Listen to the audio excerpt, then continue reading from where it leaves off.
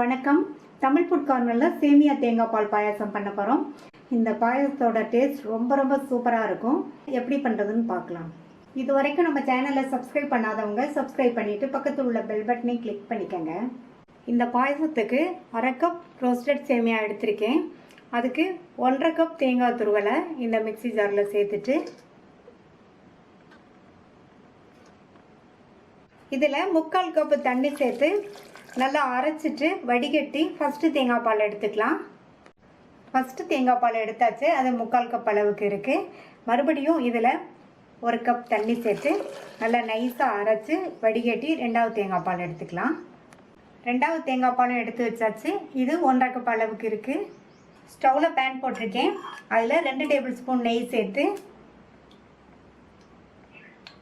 நெய் உருகுனதும் அதில் 10-12 முந்திரியை சேர்த்து வறுத்துட்டு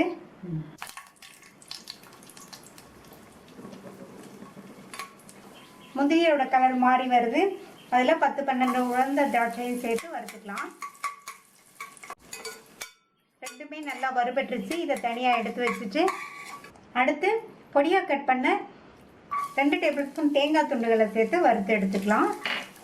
இந்த மாதிரி தேங்காய் துண்டுகள் சேர்க்கறது பாயசத்துக்கு நல்ல டேஸ்ட் கொடுக்கும். தேங்காய் துண்டுகளும் நல்லா வறுபட்டு கலர் மாறிடுச்சு. இதையும் எடுத்து தனியாக வச்சிடலாம். மீதி இருக்கிற அதே நெய்லையே 1/2 கப்பு வறுத்த சேமியாவை சேர்த்துட்டு வறுத்துக்கலாம்.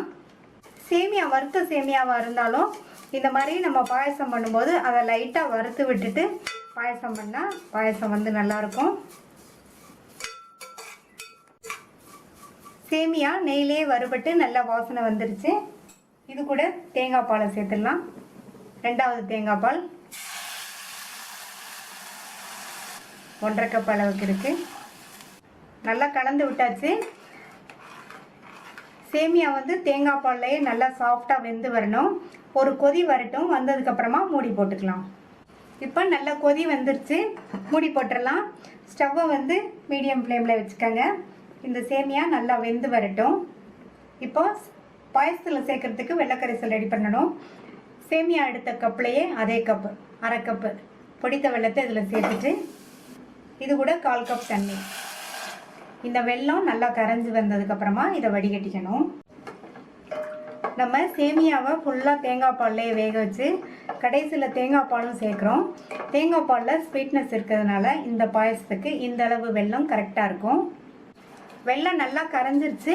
இதை வடிகட்டி தனியாக எடுத்து வச்சுக்கலாம். சேமியா வெந்துருச்சான்னு பார்க்கலாம். சேமியா தேங்காய் பால்லையே நல்லா சாஃப்டாக வெந்துருச்சு.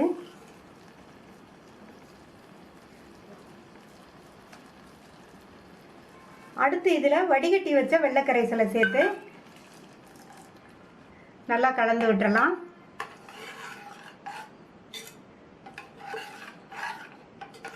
சேமியா நல்லா சாஃப்டாக வெந்ததுக்கப்புறம் தான் வெள்ளைக்கரைசல் சேர்க்கணும். இப்போ இந்த வெள்ளைக்கரைசலோடு சேர்ந்து ஒரு 3 நிமிஷத்துக்கு சேமியா வேகட்டும். சேமியா வெள்ளைக்கரைசலோடு சேர்ந்து ஒரு 3 நிமிஷமாக நல்லா கொதிச்சிருச்சு.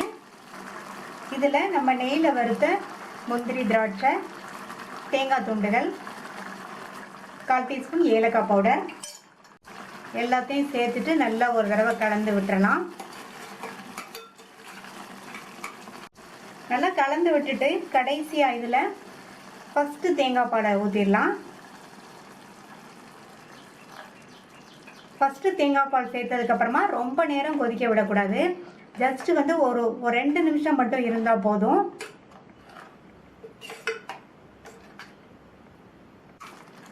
ஃபஸ்ட்டு தேங்காய் பால் சேர்த்ததுக்கப்புறமா ஒரு 2 நிமிஷத்துக்கு இந்த மாதிரி கலந்து கொடுத்துட்டே இருங்க. ஃபஸ்ட்டு தேங்காய் பால் ஊற்றி 2 நிமிஷம் ஆச்சு. போதும். ஸ்டவ் ஆஃப் பண்ணிடலாம்.